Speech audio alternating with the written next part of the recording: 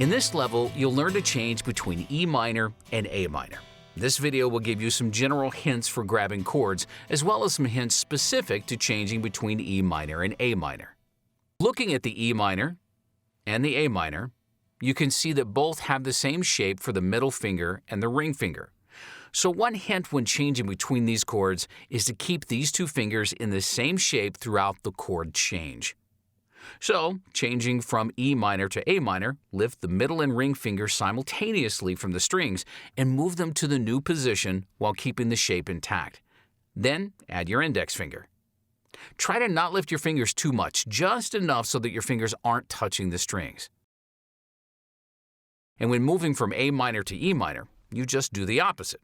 Remove index, and then move the middle and ring finger shape in one motion.